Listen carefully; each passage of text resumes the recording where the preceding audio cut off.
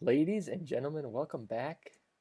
Another installment of the two brothers just talking about nerd stuff again. Episode, what is this, 8, Justin? Eight, yeah, we did six with Falcon and the Winter Soldier, and then we did the most recent one, and now here we are. Yeah, clearly I have issues counting, but yeah, episode 8, here we are. Last time we talked about the upcoming Marvel Cinematic Universe projects that are going to hit the big screen in great depth. I feel like we covered all of the upcoming movies to a degree that we're comfortable with at this point as far as avoiding spoilers goes. We're not going to watch any of the trailers or anything. So, as far as our analysis prior to watching everything goes, that's about as far as we can get. But today we're going to be talking about the TV shows and also have not watched any trailers for those, despite the fact that some of them are right around the corner as we approach June next week. Some of these TV shows coming up have actually piqued my interest more than the movies, even on their initial launch, and especially more with the success of Marvel's two shows so far. Falcon and Winter Soldier and WandaVision were both very successful and very well made, in my opinion. And so that has only increased my expectations for upcoming TV projects that they can bring the same level of quality to those works as well. We can start going down the list here. But before we do that, is there a specific one that you are saying is your number one most anticipated TV show from Marvel? Yeah, right now, as I'm looking ahead, I think for me, the one that I'm most excited for is Moon Knight, probably. Moon Knight is a character that I don't know a whole lot about, and I don't think most people have heard a whole lot about him. But what I do know really excites me. He's almost like the Marvel version of Batman in terms of like what his abilities are. I think in terms of that he uses like a whole bunch of gadgets. He has a similar looking costume even, but it's silver. He has like gadgets and boomerangs and all things like that. But the difference is that he has some abilities and he has multiple personalities and apparently is also just super violent. And so I don't know if this is going to be a more adult type of show. I wouldn't really expect that. I know that the MCU doesn't really go too adult, which I think will change when Deadpool gets introduced to the MCU. But I know that they kind of tone down a lot of the violence and things like that. And so even with that, I'm still really excited for Moon Knight because he's just this new character that's really, really interesting from what I've heard about him and is being played by Oscar Isaac, who is played Poe Dameron and played Apocalypse in Star Wars and in the X-Men movies. So it seems like that's going to be really exciting, and he's a great actor, and the character just seems really interesting to me. I will definitely say that the hype overall for the shows, I think, is less than for the movies, just because so many of the shows are on new characters that still have yet to be introduced. And so I just don't know quite what to think about some of them because I don't know them that well. So I'm still excited for a lot of them. I think my hype is still a little bit less than for the movies just because I don't know quite as much about the characters. But I am excited because, as we've talked about, we loved WandaVision and Falcon and Winter Soldier, and there's just a lot more space for storytelling. And, long TV shows will give all these characters the chance to catch up in terms of screen time to what the other heroes are, even without having had any movies. They're going to have just as much screen time as some of the main heroes that we already know and love. What about you? I actually agree with you 100%. Well, 95%, but I'll get to that here in a sec. Moon Knight also is my most anticipated show that's coming up that will be in universe. I am very high on What If as well. What If could be a very interesting look at the MCU as we've come thus far, seeing what if one little thing was different, how everything could have changed. Now that's going to be animated and not part of the main storyline, so I don't really count it with the rest of the shows because it's not going to progress the storyline any further. It will be voiced by the actors of the characters as far as we know, so it won't be too much of a departure from quote unquote reality. But because it's not going to be a main storyline in What If, I'm a little bit less excited for that, I would say, in comparison to the other ones. Moon Knight, for all the reasons you listed, I'm just as excited for as well. Now, where you said that you are a little bit less excited for these TV shows because they are introducing new characters who we don't really know, that's totally valid, but I think I'm actually more excited for them because of that. You know, Captain Marvel did end up playing a fairly significant role in Endgame, even if her screen time was limited. And the only thing that we had seen her in up until that point was Captain Marvel, which had come out just prior. Now, this is no hate on Captain Marvel. Everybody has their opinion on that movie. I'm not the biggest fan of it, but I don't have a problem with her as a character whatsoever. Now, I think one of the issues people had is that for somebody who is seemingly going to play a large role in the climax of the MCU as we know it up to that point, we barely had spent any time with Carol Danvers, barely had got any character development on her. All we had seen was a flashback movie from her, 20 years ago, and who knows what she's been doing since then. Now we get the opportunity to have new characters introduced in long form TV shows where we have 6 to 8 to 10 episodes depending on each show to get introduced to that character, grow with them, and see them go through some sort of change before the end of the series. And so we'll just get a bunch of new characters that are kind of fleshed out as we then have them introduced into the movie side of things. So that's what interests me the most. Moon Knight, I think, is the most interesting new character, but definitely one of these shows that introduces a new player to the MCU, be it Moon Knight or, as we'll get to here, She-Hulk or Ironheart, are going to be great as a new way to get acclimated to these new characters who are going to be coming in and making assumedly big impacts on the MCU moving forward. So that's what I'm looking forward to, but we can start going down the list here of shows that are slated to come out, and actually we'll start off here with one that is already out and not technically part of the MCU storyline either. Marvel's Modoc has already premiered a few days ago at the time of recording, has premiered on Hulu. And this is, you mentioned that Marvel's probably not going to be too quick to go rated R or adult themed here. And that's certainly understandable. They want to reach as wide an audience as possible without getting, too serious. So they're going to make it as accessible as possible, and that means not going too adult. Modoc is a rated R, or I guess TV MA show that is made by the creators of Robot Chicken. So or if you know Robot Chicken, the classic kind of stop motion animation that they do is very unique, and the creators have teamed up with Marvel to bring us this show about Modoc, who is just a very unique character. He's a brilliant scientist who has an enormous head and floats in a chair.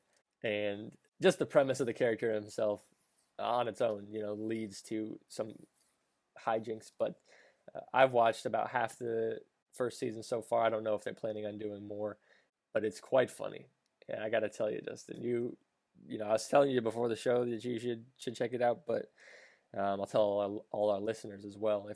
If TV MA is appropriate for you, then check it out, because this show is real funny. It's totally off the norm from what Marvel has been doing. It's an explicit language, gory joke-filled show that's animated, and so it just scratches all my itches, I'll tell you that. But doesn't really count because it's not in the MCU storyline, isn't really a Marvel Studios production, even though they're licensing out one of their characters. So just kind of a side little appetizer before we get into the main course of TV shows here. But I just thought I should put that out there. I'm not getting paid by Hulu or Marvel to say this, though. If you guys hear this and want to sponsor us to say good stuff about you, please throw us that bone. We'd love to. But yes, Marvel's Modoc on Hulu is, so far, again, I haven't finished the season, so I don't know if it takes a bad turn or, whatever. But so far, it's a hilarious ride. I've been getting so many advertisements for that, dude. Literally anytime I go on Facebook or YouTube, I get one of those videos advertising that show. So I'm going to have to watch it at some point. I don't love Hulu as much just because the one that we have still has advertisements. And so after Netflix and Amazon Prime and Disney Plus, switching to something with ads takes a lot out of me. It's painful, but I'll probably suck it up and do it at some point here. I know. Even watching live TV now, I'm like, why are there commercials? What are these? Oh man, it's Get so out of bad. here. It's so bad. The attention span is just disappearing so fast. But yeah, no, I know Modoc is an interesting character in the comics, and I have a game, Marvel Champions, a card game that he's one of the villains in. So I've been aware of his name here and there, but yeah, I'll have to check it out. I'll have to check it out, especially because the fact that it's just a straight up comedy is a little bit different than a lot of the MCU. Not all of it, but a lot of it. So plus, it's a different animation rather than live action. So I'll check it out. And just to remember, it is not part of the MCU, not made by Marvel Studios, but Yeah. Yep. So if you're worried about only, if you're not that big a fan, if you're only worried about sticking to the main storyline, you don't have to watch this show. You're not going to miss anything that's going to be relevant, in future movies or anything like that. Just if you're a fan or if you're just somebody who's looking for a little bit different comedy show, this is the one for you. So check it out. Let us know what you think. And maybe we'll talk about it in the future. If we both get around to finishing the show and we're looking for some content, we'll probably chat about this. But yeah, absolutely. So before we get into the rest of the official MCU shows coming up, I just want to give a disclaimer. This is all going to be speculation. There have been a few spoilers or at least summaries of what is to come that have been inevitable, impossible to completely avoid. So I think we will touch on those as lightly as we can. But a lot of this is going to be speculation because we do not watch trailers, and I have done my best to avoid diving in and doing a ton of research on a lot of these characters, just because I don't want things spoiled and I want to experience them on the big screen or on whatever screen I'm watching it on for the first time when the shows come out. So at least from my end, I don't know about you, I, once again, have not watched any of the trailers, will not watch any of the trailers, and this is going purely off of what I know of the characters and a tiny bit of research that I have done, plus a little bit of information of the plot, mostly for Loki and a little bit for Hawkeye that has made its way into my feed, unfortunately. So if we're way off base, great. I don't much care. But that's kind of the perspective and mindset that I'm coming into these, just knowing a bit about the characters from a very small amount of research. And so even if there are things out there that are already different than what are projected, that's because I haven't looked at any of the information pertaining specifically to any of the shows. So I just wanted to get that out there ahead of time. yeah, but you're not tuning into us to hear any spoilers anyways, okay? We're not the type of people that are just going to give away big plot details, all right? Even if we did watch the trailers, we wouldn't give that stuff out for freezies, We're here to talk about our thoughts on things. And if those thoughts are limited because we are refusing to access all the information that's available to us, then so be it. We're just going off of our own thoughts and our own personal enjoyment of entertainment and the Marvel franchise. So Exactly. If you want to find out what happens in the trailer, watch the trailer. go watch the Don't talk to trailer. us about Exactly. it. Yeah, we didn't put that together. Go give Marvel their views. I think it's interesting anytime a popular piece of, I want to say literature, but I guess you can't really count comic books as literature, but I guess there's not really, I'll say media. We'll say media. And if you want to count comic books as literature, then I'll say they're literature. Anytime a piece of literature is adapted to the screen, there are always going to be fans of the source material that miss out on things because you can never perfectly adapt a book or a comic book to the big screen or even the small screen. There's just too many details, and the conversion from paper to the screen almost never works out perfectly. Then you're inevitably left with the people who are fans before of the source material, who have read and know what should be happening, as well as people who are fans of just the TV show, who are tuning in and just finding out what happens on there. And I think there's a bit of validity and a bit of bonus to being on either side. As a book reader, you're already a fan of the material prior to it getting adapted. You're going to be committed there for the story that you've already seen unfold and seeing how it plays out differently. You also kind of can anticipate big moments as they come up. However, you may be disappointed if things don't play out exactly the way they did in the book or the way you imagine them to be in your head as you read. And the people who are just getting into the material through the show or the movie can kind of experience it on its own that way. So that's where I lean towards, that second side, I guess, of experiencing things in TV or movie form first, and then going back to do some more research. My roommates and I are watching Game of Thrones right now, and it's the second watch through for me, but on my first watch through, I didn't read the books beforehand. I wanted to just experience the show as it came out and as its own. And since then, I've read the books, and watching it through the second time, I have that background information available to me. But it is just a different experience to have no idea what's coming and to be able to take almost everything that comes in as new information. And that's kind of where you and I have been in terms of movies, and especially for Marvel in, recent years. They've proven that they can take obscure characters, even kind of just second tier characters like Iron Man was never, one of the most important comic book characters, but he is clearly the heart and soul of the MCU as of right now, despite his death. R.I.P. Tony Stark. And so you never know what's going to happen in the screen versions. And I think having no expectations, but just experiencing things as they play out differently than they may in the source material is more enjoyable for me. And I'd say it is for you, since you and I do the same thing. But that's why we don't do any prior research beforehand, or even watch the trailers, because we just want to go in fresh and have a new experience every time we watch one of these new properties. So without further ado, I think we've done enough preamble chit-chatting to start this episode. Yeah.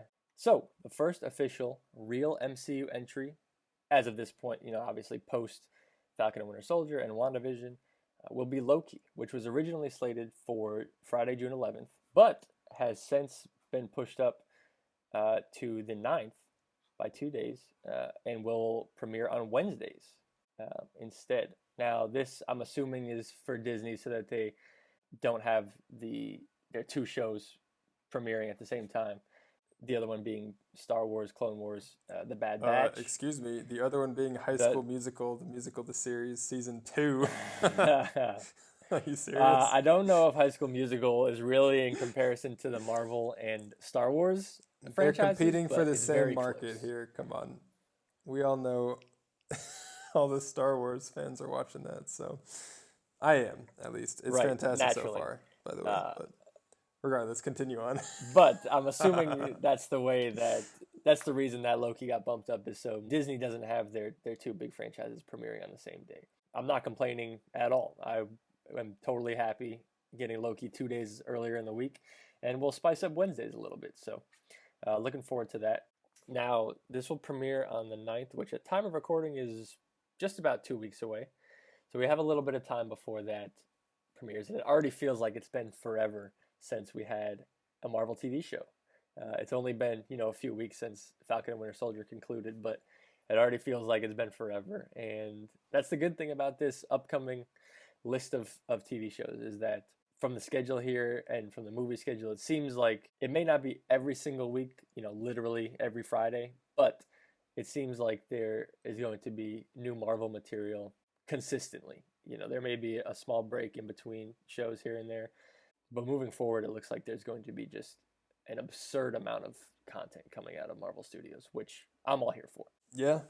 So Loki, the first such one coming out is Loki, which initially everyone thought it must have been a prequel, because obviously he bit the dust in Infinity War, and we have not seen him since. It seems like that is no longer the case, which made sense watching Endgame, as the Loki from the past in 2012 was able to get the Tesseract from the Avengers Tower and escape with it. And so this story is going to follow that Loki in that past timeline. So I don't know exactly how that's going to work out. There's going to be some time traveling stuff involved. I don't know if he's going to have access to the Tesseract while he's in this timeline, or if he's going to be space jumping.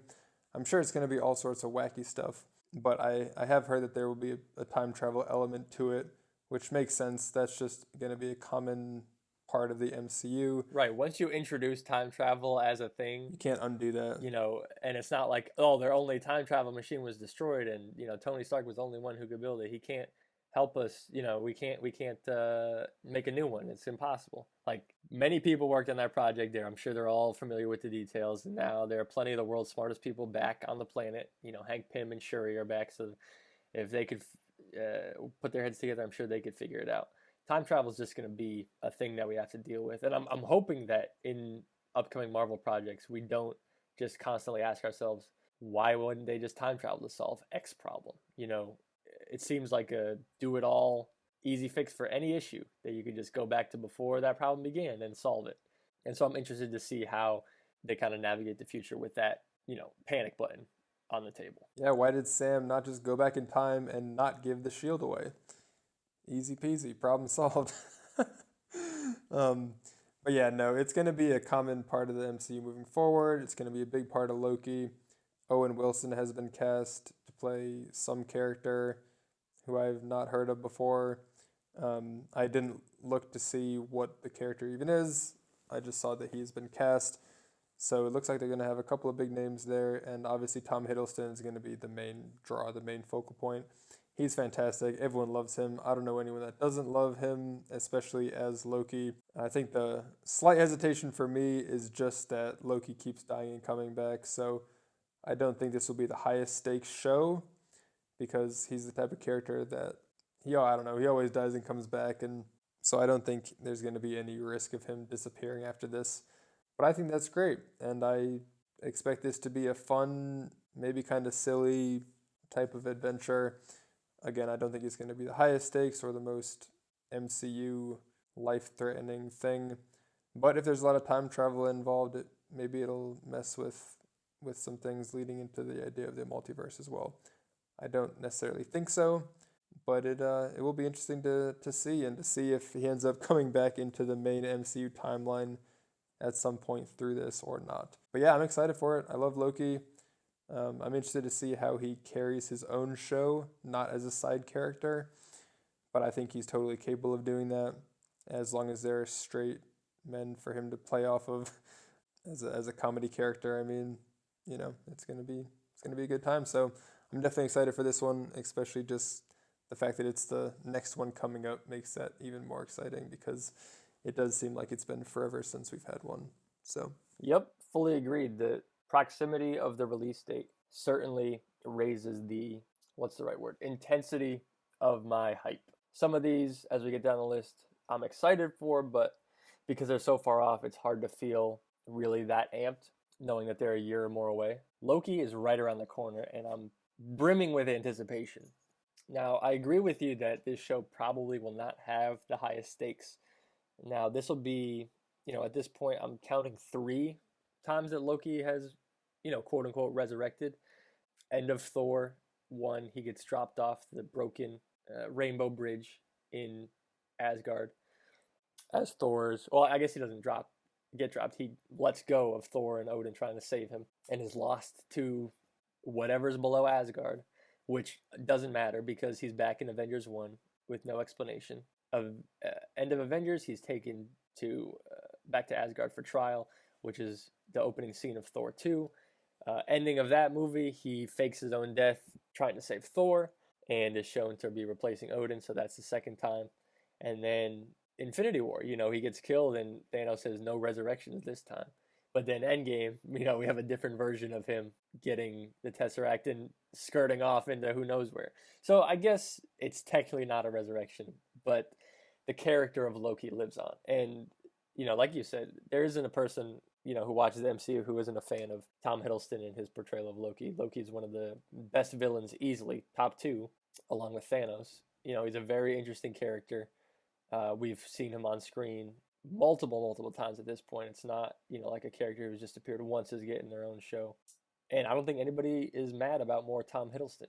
Now, if it becomes just a series of contrived ways to keep this fan favorite character alive, I'll pretty quickly lose interest. But I think there's a lot of interesting stuff they could do with alternate timeline Loki. Because it's alternate timeline, they could probably do a bunch of stuff that is insane, that doesn't actually affect the main story, and just say, oh, it's different timeline Loki, and just get off with it that way. So I'm very interested to see what happens with Loki. Will he come back into the fold as a main character? Will he even affect the main story at all? Or will this just be, Loki's adventures in time separate from our main characters? Yeah, I'm fully expecting it to impact the main storyline. I don't really see any of these MCU shows, maybe with the exception of What If. I don't see any of the shows not affecting the main storyline in some capacity. I think it's going to. So I'm just curious to see how exactly that is. Maybe there will be some time things that change the future or bring a new character into the immediate day, or maybe Loki comes out to present day and then joins up for Thor Love and Thunder or something. I don't know. But I think one way or another it's going to connect. At the very least, it's going to introduce another side character that will show up again. So I don't think it will be self-contained. I don't expect any of them to be self-contained. Again, with the possible exception of What If, just because that's animated and is going to be a totally different medium. But just a point of note, Loki is going to be 6 episodes that are going to be 40 to 50 minutes long. So same length as Falcon and Winter Soldier. So we're getting a lot of Loki, which is going to be awesome. Yeah, I really enjoyed the longer format of Falcon and Winter Soldier versus the shorter bite-sized WandaVision episodes. I know that sort of played into the sitcom theme they were going with, especially early as the episodes did get longer towards the end of the season. And I can't say that I'm not a little disappointed by only 6 episodes, but with only one character to focus on as Loki, is I'm assuming going to be the sole main character of this show as opposed to Falcon and Winter Soldier, where you kind of had to juggle both Bucky and Sam's stories. I think 6 episodes of 40 to 50 minutes should be plenty. Yeah, I mean, it still is like 4 hours. I think ideally we would get triple of the amount for all of them, but realistically it still is essentially 2 long movies or even 3 long movies. So ideally I'd watch a 10 episode full hour long series on any of these characters. Sign me up for that. The point remains, I think that 6 episodes of 40 to 50 minutes should be plenty for Mr. Tom Hiddleston as Loki, and very much looking forward to this in a couple weeks. Up next is the show that we've touched on a few times here, but let's go into more detail on it now. It's called What If. It's called What If with a question mark at the end. It has a question. It has a ... and then a question mark. So it's what if? It also, this also has an ellipse in the middle. So technically it should be what if is the way that I'm going to read it. So this show is going to be based on a comic series of the same name. And basically it will be 1 episode per MCU movie that has come out up to this point. So this will not include Black Widow. It will include everything from Iron Man all the way through Spider-Man Far From Home. So the first 23 movies of the MCU, first 3 phases. There will be 23 episodes. I don't know the length of each episode. Do you know if it's going to be 30 minutes or will they do a full 40, 50? I'm looking on the Wikipedia page right now and it does not say. So this one is supposed to be 10 episodes, but does not say how long. 10 episodes? Yep. I thought it was 20. I thought they were doing 1 for everything. Nope. So what if on the Wikipedia page, which I have pulled up right now, it says it will consist of 10 episodes, and it also says that there is a second season in development, which will also be 10 episodes. And this is the first show that we have confirmation of there being a second season in development. So it does not say how long. I would imagine probably 25-minute episodes since there's 10 of them. So I would imagine more of the half hour timeline. But I don't know that for sure, and there's not really a reason for me to believe that other than speculating. But it is interesting that they've already confirmed a second season, which they have not for any of the other ones. Okay, well, let's go with that. 10 episodes. We're assuming 30-minute length because of our speculation here. Now, I think because there's a second season, we may eventually get to see 1 full episode per MCU movie that has come out through the first 3 phases. Or when season 2 comes out, it will be late enough down the line that they can have some phase 4 movies in there. Perhaps each episode will only have, 10 minutes or 15 minutes, depending on the length, dedicated to a movie. Maybe they do 2 or 3 movies per episode in that way. But we'll see when it comes out. And each episode will take one of the pre-existing Marvel movies and say, what if one small thing was changed? And maybe not be a small thing, in Captain America's case, I've seen this one before. It's what if Peggy Carter took the serum? Obviously not a small detail, but one change that would drastically impact the MCU going forward in a number of ways. First of all, the shield for Captain Britain would have the Union Jack on it, which would be super sick. But also, Peggy Carter would have been Captain America, or Captain Britain, excuse me.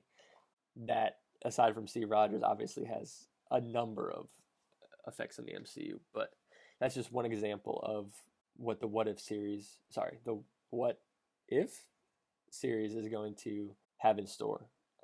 One more that I have seen is what if T'Challa was the child of Ego who was abducted by Yondu instead of Peter Quill, and so he would become Star-Lord instead of Black Panther. Now, I don't know the conclusion of these arcs yet. I've just seen the titles and premise spoilers, unfortunately. But that leaves a lot of room for creativity open for all of these movies. Even one of the lesser beloved Marvel movies like Thor: The Dark World, could have. What if it was good? One small could have one small change that could make a very interesting What If episode.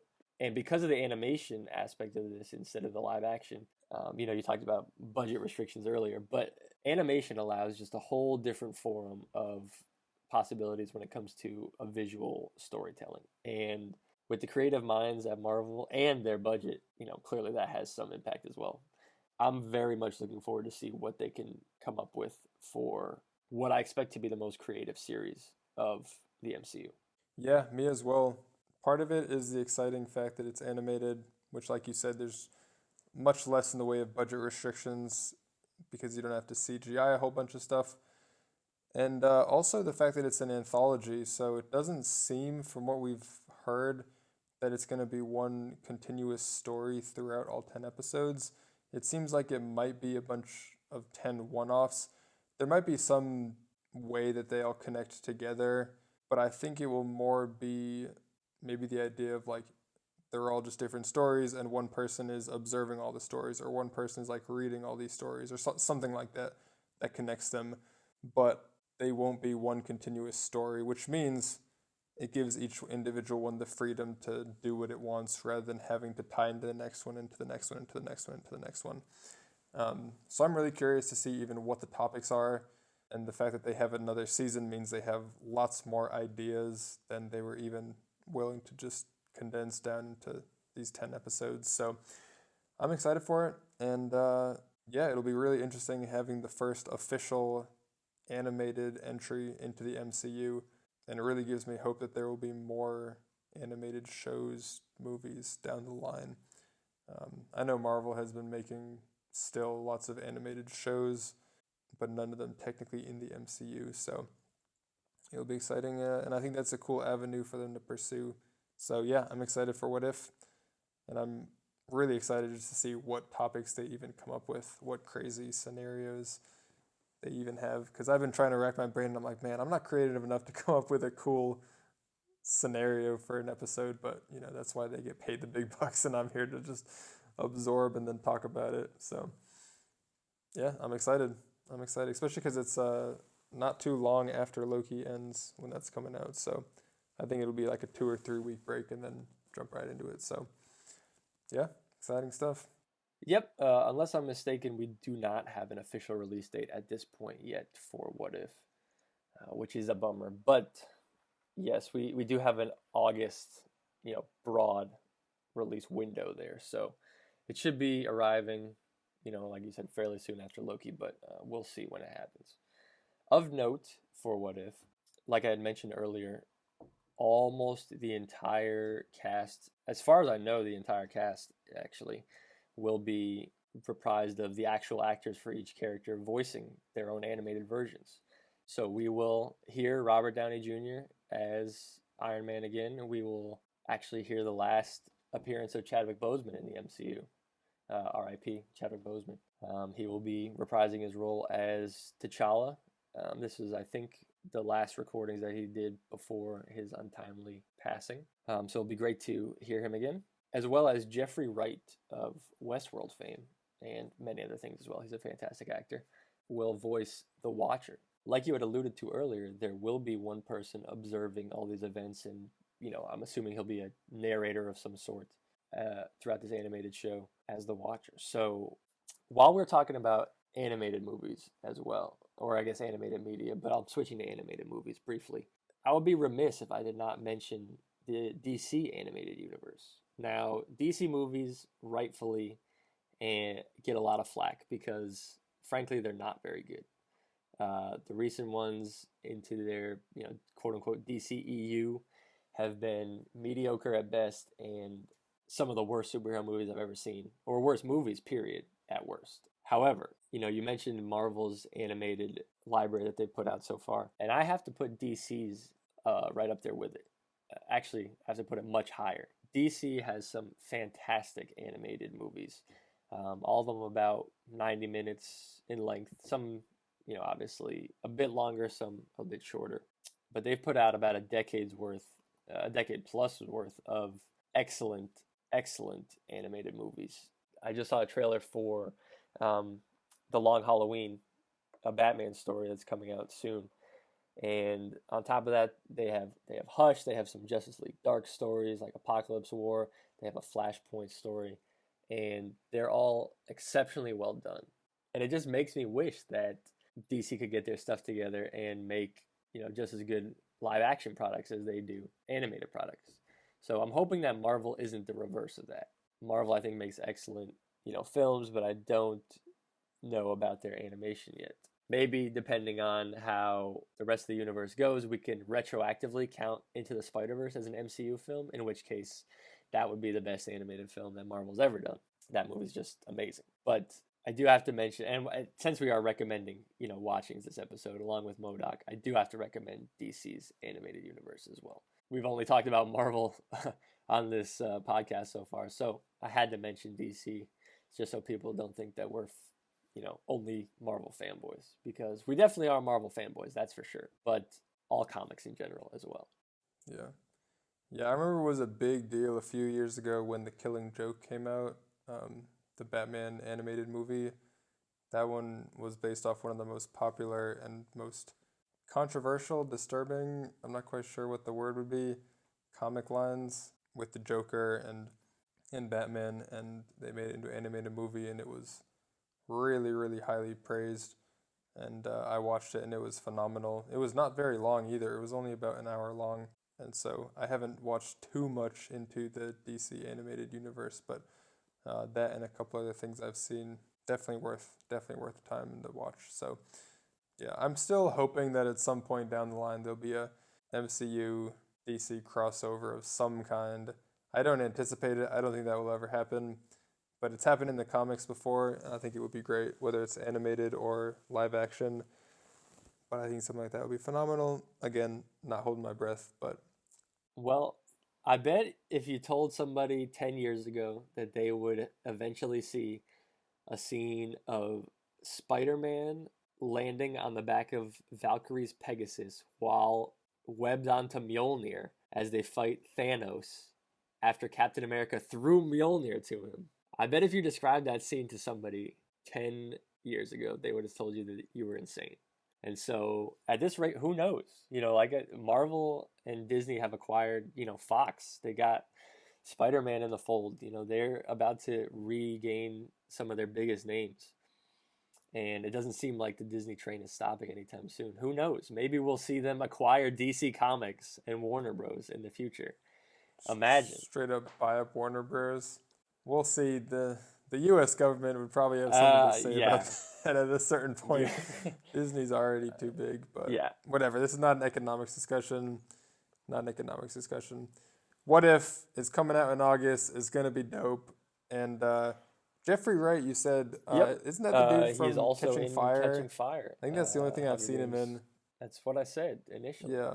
Anyways, after What If is Ms. Marvel, late 2021. I think it's November, right?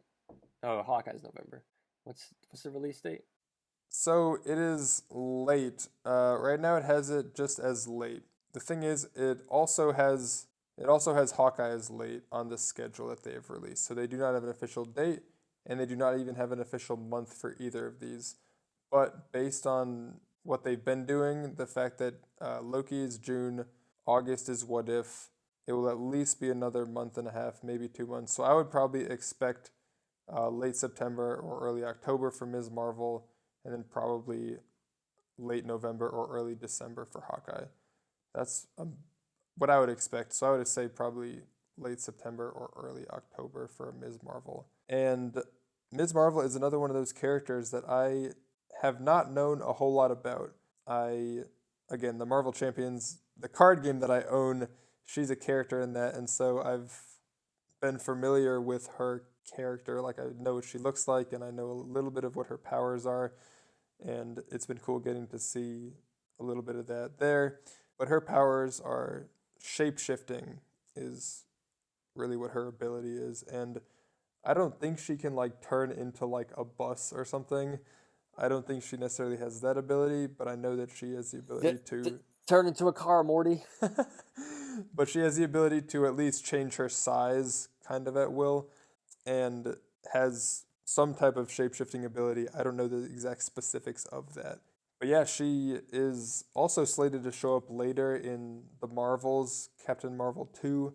And so this will be our first introduction to her before she shows up not too long after in that movie. So it seems as if she's a mainstay, or will be a mainstay coming up. So she's a teenager. She's from New Jersey. And I know that it was a big deal because she was the first like headlining Muslim superhero that Marvel put out. And, that's a big deal in today's day and age. People, of course, are going to make a big deal out of that when this show comes out. And apparently it's really integral to her character, having to balance being a hero with very conservative home life and what that all looks like. So I don't really know any more details other than that, but I imagine there's going to be a lot of conversations about that leading up to and when that comes out. So it'll be very interesting because there hasn't been a whole lot of touching on religion in the MCU as a whole. I guess Captain America, they lean pretty heavily into his Christianity in some ways, not in some ways. But other than that, it hasn't really been even a topic or something that's even talked about at all. And so it's interesting to see there will be a character that, at least from what I understand, that's a pretty big part of her identity. And so, yeah, it seems like she's got really cool powers and a really interesting personality. And she's another teenager to pair along with Spider-Man. Yeah, it seems like she'll have a unique set of powers as well. So I'm pretty excited for this one. What do you think, Steve? Yeah, I think Kamala Khan, I think that's how you say her name, or Kamala Khan, however you say her name, has a lot of potential. She was actually in the most recent Avengers video game, which for some reason, I don't know why they don't have actually based on the movies or, voiced by or even look like the actors.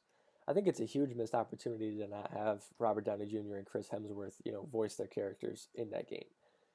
Anyways, based on that game and, assuming that's accurate, her powers are going to be pretty insane. Like you had mentioned, she has the ability to shapeshift in a way that is not what you would necessarily think. She's not Beast Boy where she can just transform into whatever she wants to look like, or a different animal or something like that. But she can make different parts of her body grow, so she can get like a really big fist and punch you really hard or something like that. So I'm very interested to see how that will translate to the screen. That is something that I think has the potential to look really bad if not done correctly, with some awkward CGI or, maybe some really goofy stuff. I don't know. I'm imagining, Fantastic Four.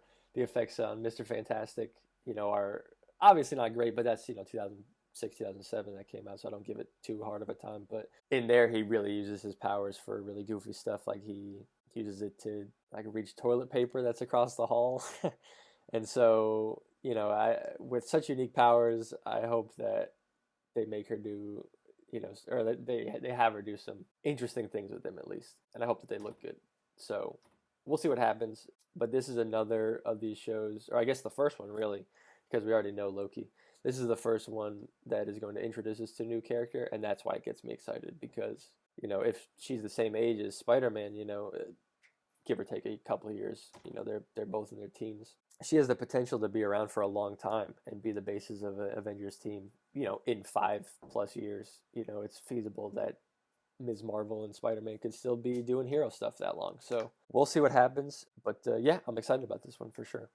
Yeah, absolutely. I'm curious to see if we get an origin story with her, or if she'll be like some of the characters where she just shows up and has her powers, and we just assume she's been there the whole time.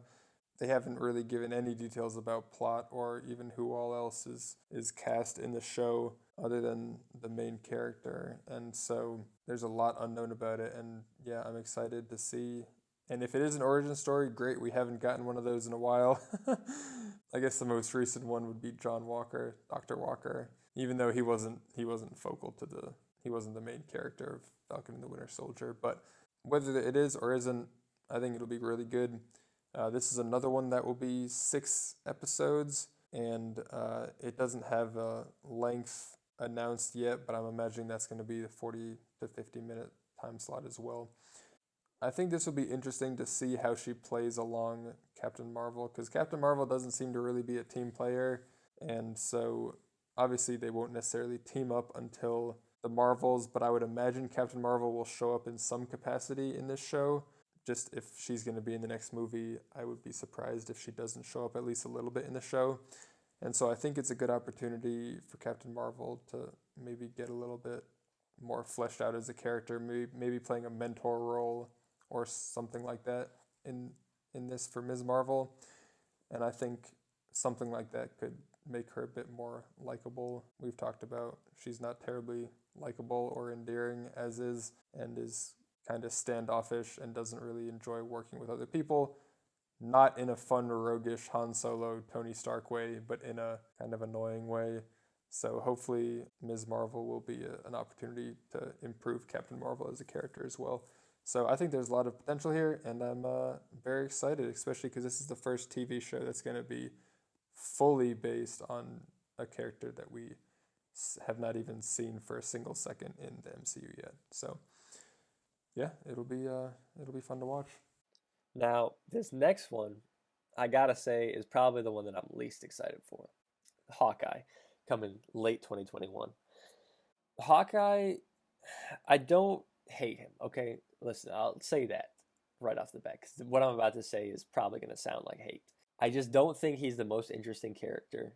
They gave him some backstory in Age of Ultron, where we got to visit his house, his secret house and his secret family.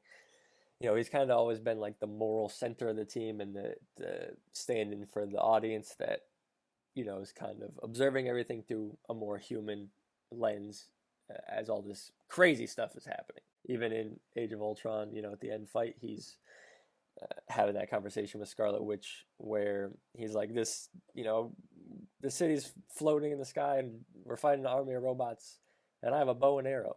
None of this makes any sense. He's being, self-aware there, obviously, to poke fun at himself, but that still is true. Yeah, he is just a really accurate archer at the end of the day. And was he a big part of those championship teams? Yeah, absolutely. But was he Michael Jordan or Scottie Pippen or even Steve Kerr?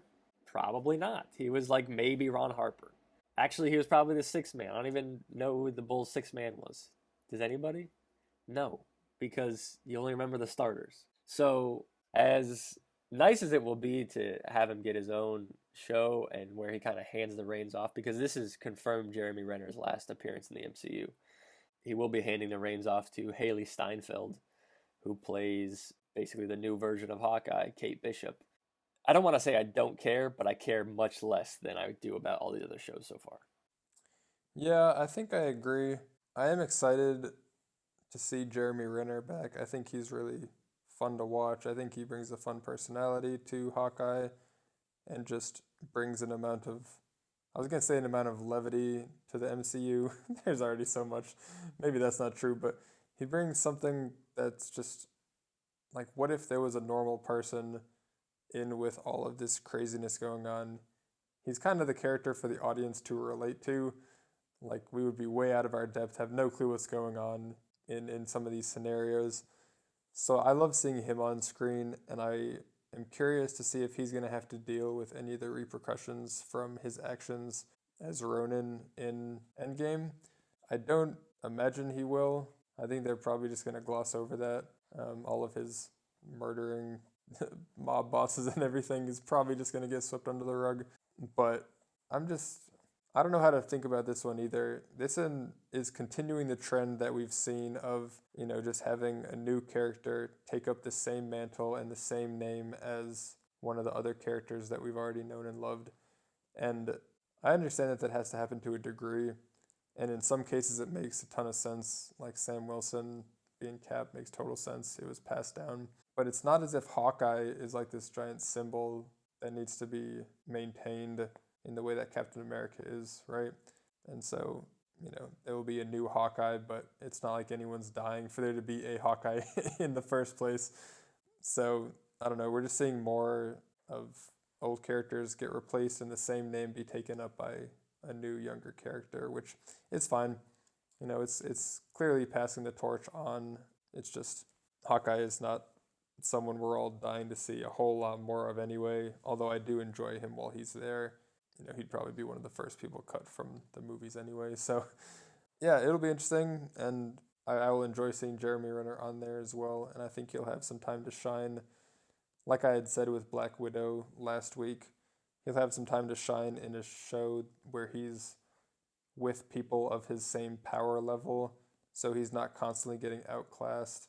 It'll be really cool to see him kind of doing what he's good at rather than just being kind of the butt of the joke with all these superpowered gods and people flying around. So for those reasons, I have optimism, and I expect it to be good for sure, but it's definitely nowhere near the top of my list. I wouldn't necessarily say it's last, but it's middle of the pack for me. So we will see. We will see. We will see indeed. And again, I don't want to say all that to sound like I'm not excited for this show, because I still am looking forward to it very much. But in comparison to the other ones, it's definitely lower on my list for sure. Now, the next looks like about 5 shows that we have here on the list. We have much less information on, and so these are going to be almost entirely speculation, as we have basically no info on these, aside from maybe a couple of casting announcements. Okay, and so take us through the first of these upcoming that we have very little about, Moon Knight. Yeah, so the next one is Moon Knight. This one, we have no sense of when it's coming out. It's 2021, and probably will be somewhere around February or March. But like I said, this is a guy that gets compared to Batman a lot because he's a billionaire, he has a cape, he dresses up with the whole suit and the mask and everything, and he uses boomerang type projectiles, so it's not really a batarang, but it's kind of similar. He uses lots of gadgets, and so it's very clear reasons as to why people will compare them. The main difference is that Moon Knight does have superpowers, basically just super strength and a little bit of speed, basically just a super roided out person, but to a super degree, kind of like a super soldier, I guess. And he also has multiple identities. So he has, I don't know if he technically has it, but he has like dissociative identity disorder. Some of them are much more violent than others, and this is a guy that apparently just like is out to beat the absolute crap out of criminals. He doesn't really have mercy, and he doesn't have Batman's no killing rule. So he is much more on the violent side, depending on which of his personalities is really in command at a given point. He has some connection with like an Egyptian god that gives him his powers, or like goes into his body to give him his powers, something like that. Again, I don't know his full story from the comics, but he's just a really dark kind of anti-hero, more on the hero side, but kind of willing to do whatever it takes to beat up villains because apparently it just makes him feel good. I think he has some sort of a troubled past as well, and so he's out to redeem himself by beating the crap out of criminals. So he seems like personality-wise, he might fit into a bit of the John Walker mold, although I don't know him well enough to know that for sure. But I'm really excited about this. Oscar Isaac is playing the lead, and we don't know a whole lot else about it, but Oscar Isaac is a great actor and has been in a couple of action roles just in the last couple of years. And yeah, I'm really excited for this one to see what basically unhinged, multiple personality Batman looks like. Because Batman's already unhinged, so just imagine even more so with no moral compass. And I'm just like, yeah, Moon man, Knight that'll be is fun one to of watch. those that could be total insanity in a series. Character will be much more, seems like, tortured than anybody we've seen before, with a lot of internal conflict to deal with, even before he has to, do normal superhero stuff in the outside world. So we are both very much looking forward to this show. And the next one, too, I think I'm just excited for. She-Hulk. Now, this is about Bruce Banner's cousin, actually, who gains his powers of turning into the Hulk, basically, after she gets a blood transfusion from him. Now, the first question I have is, if you're Hulk, why would you willingly give your blood away to other people? That seems risky, but I'm sure there'll be a good reason for it in the show. Maybe you needed to save her life or something. She was in a traumatic accident, and it was the only person who had her blood type. Who knows? But Tim Roth is actually supposed to come back as Emil Blonsky, the Abomination from the first Hulk movie. And that actually gets me more excited than a She-Hulk show. Tim Roth is an amazing actor, and I think the first Hulk movie is underrated. I'm not saying it's great, but I do think it's underrated. It gets a lot of hate that is undeserved. I'll say that. And I am glad that this will make another connection from that movie into the MCU, because aside from General Ross, whose appearance can really be taken without his role in Incredible Hulk, there are really no connections to ensure that is brought into the fold of the MCU, especially with changing lead actors between films. But bringing back Abomination will definitely cement that as another actual entry into the MCU. It won't be the black sheep of the family as much anymore. And I'm looking forward to this very much. What about you? Yeah, I'm excited for this one. Sorry, when you were saying that Tim Roth is coming back as Abomination, I think that's great. Again, you and I have mentioned a lot of the villains are just one-offs, and it's really cool to see them come back. I don't necessarily know if he'll be back in any long-term role or if he'll just be back for a scene or two. But Tim Roth, dude, anytime I think of him, do you remember Mr. Sakamano? Yep, and I know where you're going with this.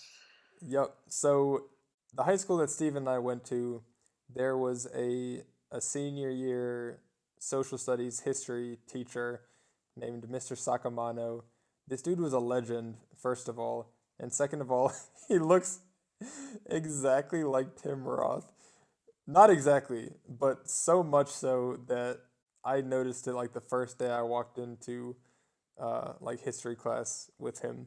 And I had this dude for 1.5 years because I had him the second semester of my junior year as well.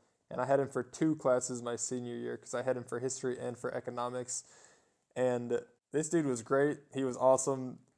But he looks exactly like Tim Roth. So anybody that went to E.O. Smith, let me know if I'm crazy or not. But I'm just going to be looking at him and thinking Mr. Sakamano the whole time. So I'll probably call him that. But I just had to say that. So shout out to Armand Sakamano. That dude is a legend. He's a G. Would bike to school like an hour and a half every single day because he and his wife shared one car and she always took it because he liked biking. So I don't know. But that's totally off track. Am I excited for She-Hulk? Yes. Apparently, she gets the blood transfusion from Hulk, and in some versions, she has the same condition as Hulk, where when she gets angry, she turns into She-Hulk. In some editions of her in the comic books, she's just permanently stuck as She-Hulk. The difference is being physically, she's not nearly as strong as Hulk, but still way stronger than obviously a normal human.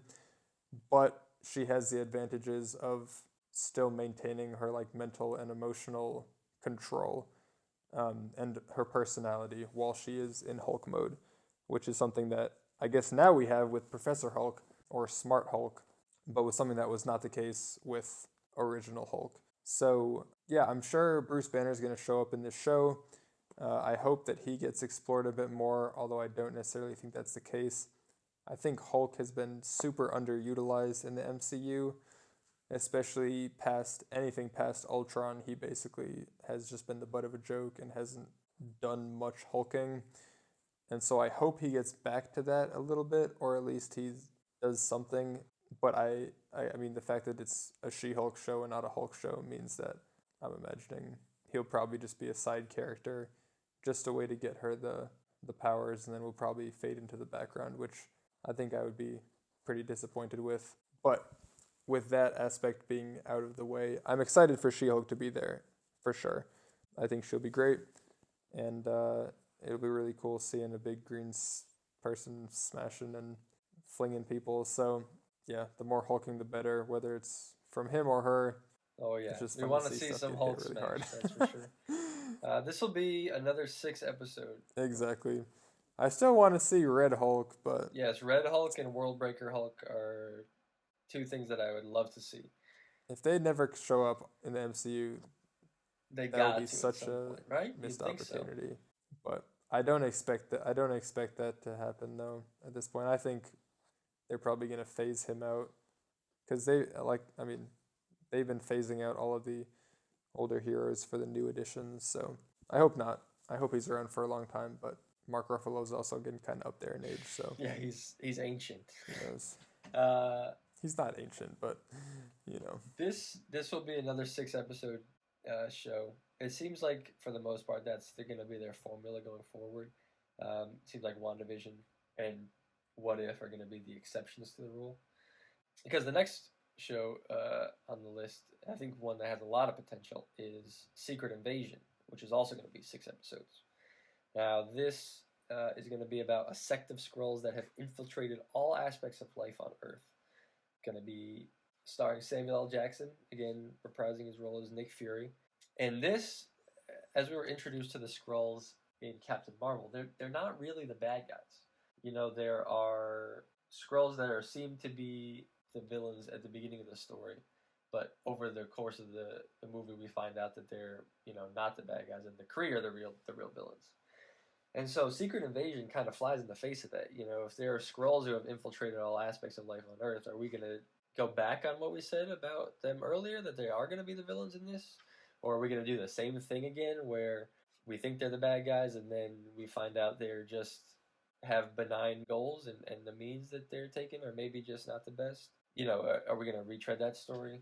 So I'm a little skeptical about what they're going to do, since they've set the Skrulls up to be these benevolent figures so far. But the idea that anybody that we've seen so far could be an alien in disguise, you know, especially after seeing Skrull versions of Nick Fury and Maria Hill in Far From Home, and seeing Monica Rambeau's connection to a Skrull at the end of WandaVision, I think there's a lot of potential here. Yeah, I think there's definitely room for there to be good Skrulls and bad Skrulls. I mean, is there a way to make a generalization about the human, like about humans or the human race? Like, no, obviously, generally humans can be, well, I don't know, we'll say a good or quote unquote peaceful population, which is not true, but you know, if they're not necessarily going and conquering other worlds here in the MCU, doesn't mean that there aren't sections of humans that would do something like that. So, you know, I think there's totally space to say that, okay, the majority of the Skrulls are refugees and peaceful, or at least peaceful to the point of defending themselves, which is what we saw in Captain Marvel, and then still say that there's extremists or radicals or different sects within them that would be more prone to violence or something like that. So I think there's totally space for that. I mean, it's an entire race of beings. So I'm a little interested to see if they do something with that, but I don't think we have to read too much into that. But yeah, I think there's a lot of potential here to see a lot of characters that we know that are actually Skrulls. Obviously, the end to Spider-Man had a huge cliffhanger based on this idea that Nick Fury was a Skrull the whole time. I think it will just be an opportunity for lots of craziness with, oh, this person was actually a Skrull the whole time, or, oh, this person we were being led to believe was a Skrull, but actually was not, was just acting selfishly the whole time, or, something like that. So it'll be interesting, and I'm curious to see what heroes are involved in this, because in the comics, it's like all of the heroes, basically. So I'm wondering if this is going to be a big event, because this is also the first one, other than What If, that does not have a specific hero, like, as the title, right? It's not Ms. Marvel or Hawkeye or She-Hulk. And so I think there's a potential here for this to be, like, the first kind of big team-up, but for a TV show. And so that is the part that gets me excited. But there's also the potential that it's mostly a S.H.I.E.L.D., Nick Fury-centered type of thing. But just the word invasion even makes me think it'll be a much bigger team-up. So it would be really interesting to see an Avengers-style, ensemble movie, but not a movie in the TV show format. Because imagine if, like, the Avengers was 4.5 hours long, or if Infinity War was 4.5 hours long. Like, oh. So that's the part that has me excited. The plot, just by itself, has me maybe like a 6 out of 10, but the potential for it to be an ensemble movie pushes that way higher for me. So I'm excited for this, although it is a bit far off for me to be too excited when there's so much coming before it. So yeah, Secret Invasion. It'll be fun to learn more details as that comes closer. Yeah, it should be good. There are already theories out there about who could be a Skrull existing in the MCU right now and who could be an imposter. So the Avengers are going to have a little game of Among Us in Secret Invasion. It should be a good time. Following that, we have Ironheart. Now this will be, seems like, the follow-up to our Iron Man role, even though it seems like, for everything they've set up so far, points to Peter Parker filling Tony Stark's shoes. Ironheart is going to be about a character called Riri Williams, who creates her own kind of Iron Man suit and basically steps into that role. So here's another teenager, or young character at least. I don't know if she's, just out of her teens or still in her teens in the comics, but she's going to be another character that seems like Marvel's planning on having stay a long time. Filling a familiar role like Iron Man with a young character, it seems like they are planning to have her stick around for another couple phases at least. So, again, with not much information to go off on this one, it's hard to get too high expectations, but based off the role that they have slotted out for the character, I'm very excited to see what will happen here. Yeah, I'm curious to see if that kid, what was the kid's name? Harley, I think, from Iron Man 3. I'm interested to see if he pops up at all, because I always was under the impression that he was being foreshadowed or meant to take up the Iron Man suit in some capacity after Tony moved on, or that he would, somehow step into that. I mean, he was at the end of Endgame at Tony's funeral, so clearly he has not been totally forgotten about, but it seems as if, they're going with this other character, Riri Williams, for Ironheart. So I hope that he's in it, and I think I would have much preferred him to step into that role, because it makes sense. He's a character that we already know. He's already been mentored by Tony Stark and already has a much closer relationship with him. So I think I would have preferred if there was a new person stepping into the Iron Man suit for it to be him. But, I'm totally open to see what happens, and it would be cool to have a Iron Man, or Ironheart, I guess, not Iron Man anymore, but to have an Iron person flying around, not just War Machine. So hopefully the tech is like still totally nano and everything, but I don't know exactly what the transition of the suit will look like. So this one I'm intrigued about, but I think this is probably the one I'm least excited about, just because I was really hoping if someone stepped into the suit, it was going to be Harley from Iron Man 3, and I'm not quite sure why they would decide to go a different route with that. Maybe they'll have a good reason for it, and I'm totally open to it being good. I'm not necessarily thinking it's going to not be good or anything. I'm just kind of had been hoping for that, and a bit disappointed that that's not the case. So I hope he still shows up in it and everything, but I'm not really expecting that at this point. So I think this is the one I'm least excited about for sure. So Well, I get that. Tempered expectations for sure, and we'll see. And for all of these, we're just going to have to wait and see, especially with us and our no spoiler ways. We're really going to have to actually wait and see. exactly. So then we'll talk about Armor Wars, which is a War Machine show based on his appearance briefly in the beginning of Falcon and Winter Soldier. We can maybe expect that he'll be dealing with perhaps the fallout from that. Maybe he has to deal with Sharon Carter or U.S. Agent in some way. The title maybe lends itself to the idea that, you know, he's going to have to be dealing with Sharon trying to steal the government tech and weapons and sell them to the highest bidder. So maybe that's the direction the show will go. But as far as knowing anything else other than it's a War Machine show, we don't have much else to go on. So based strictly off that, I'm interested. Again, I'm looking forward to seeing more War Machine. And I think Don Cheadle's a great actor. And I think he deserves more time to shine. So I'm looking forward to this very much. But without too much info, it's hard to speculate on what exactly could happen here. Yeah, it'll be interesting to see if Rhodey can carry his own show. It always is interesting when a character who is not the main character, I don't think he's a sidekick because he's totally independent of Iron Man, but he's very clearly a second-tier character. It's always interesting when they step up and become the main character in a show. And this seems like it's still going to just have Iron Man's shadow just looming all the way over it, kind of in the way that the whole MCU has past Endgame. But yeah, I think Don Cheadle's excellent. I think he has been a really fun and, I don't know, cool presence in the MCU, and War Machine is Iron Man in terms of ability and tech.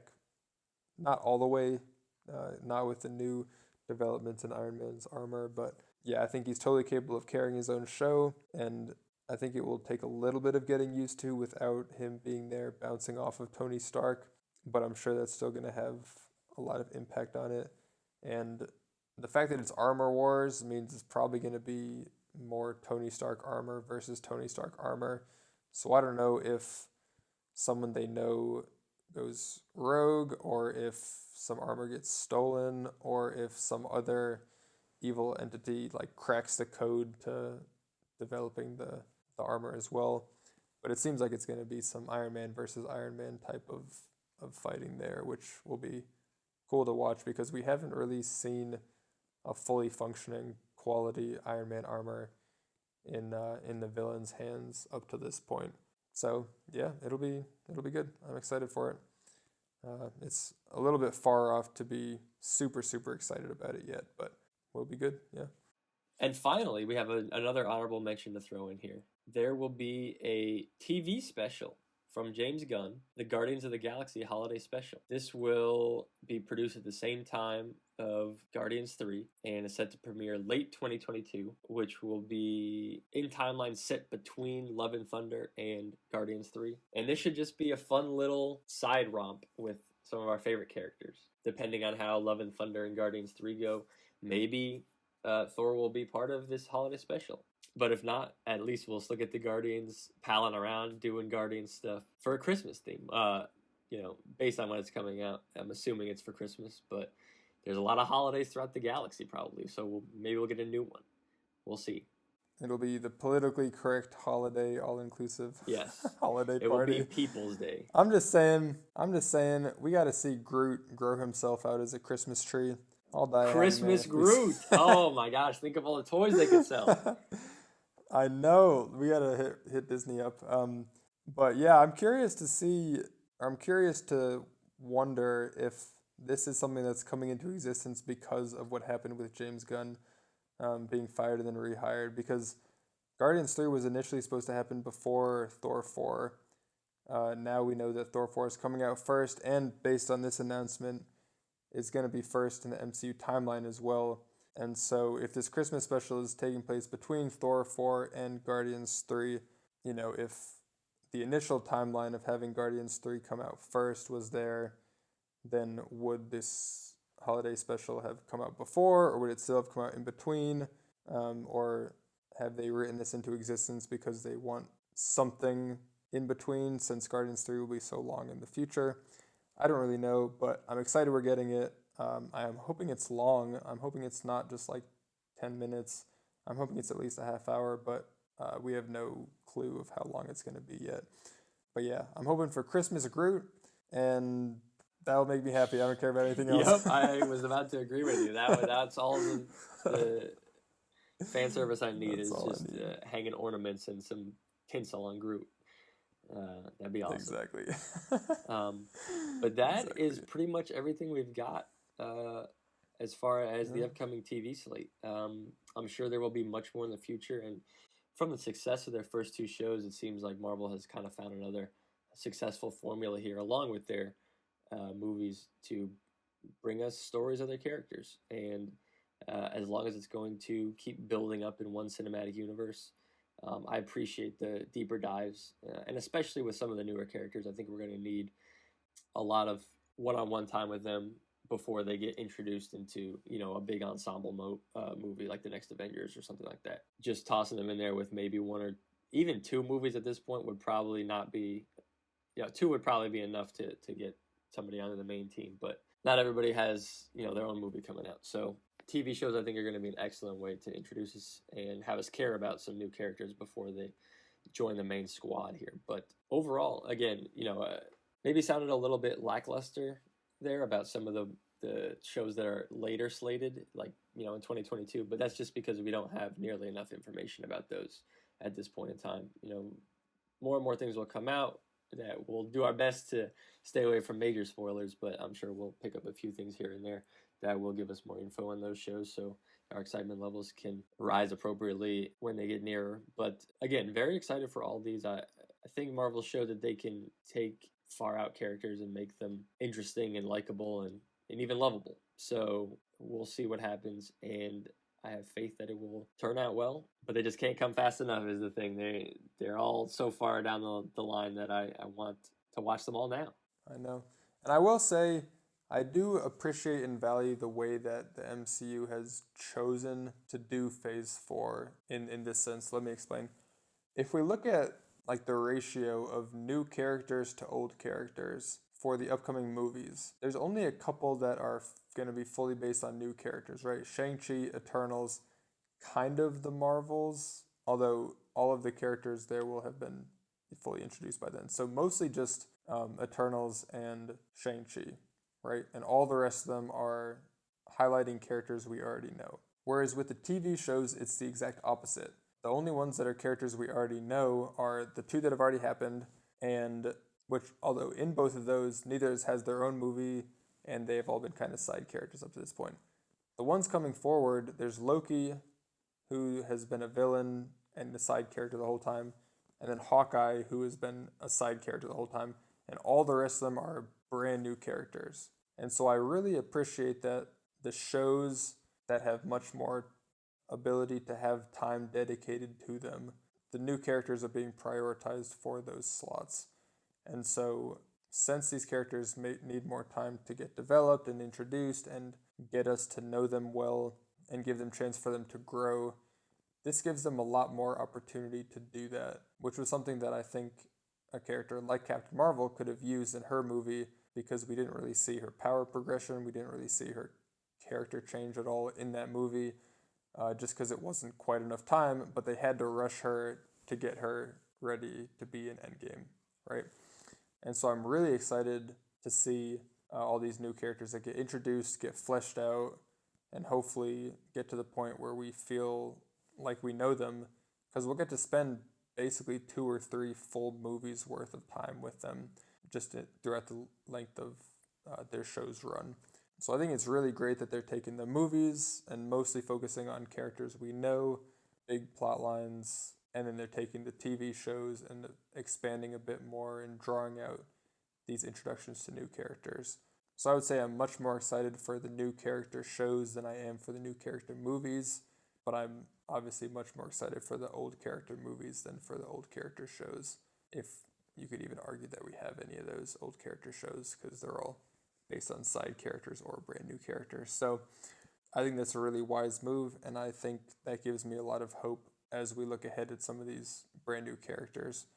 It does make me a little bit confused as to why like Shang-Chi and the Eternals are getting movies instead of shows, and I'm just hoping that there's still time to flesh them out fully in those, since they're not getting shows there. But yeah, it makes me very excited, and we're going to get so much total time and just total hours in the MCU over the next couple of years. It's going to be a beautiful thing. It's going to like triple the amount of what a normal year would be, probably even more, probably like quadruple. Like the biggest MCU year ever is going to be this year's going to be like 4 times that. 2 big thumbs up for me. Oh yeah, it's going to be an enormous marathon when all is said and done. It's probably going to take the entire year to get through a marathon, and then by the time it's done, you're going to have to restart. But that's what we do. So, and even more so, I'm looking forward to having an episode of this. The more shows and the more movies that come out, the more we get to talk about them. So I look forward to recording a lot more of these, and you guys can look forward to hearing a lot more of these. Oh, yes. All right. Well, that's going to do it for another episode of, again, us talking about nerdy stuff. Because we're... Stuff we want to talk about. Yeah, because we want to. Yeah, thanks for listening. Tune in next time to hear us talk about even more nerdy stuff that we want to talk about. And we'll catch you then. Catch you later. Deuces. Peace.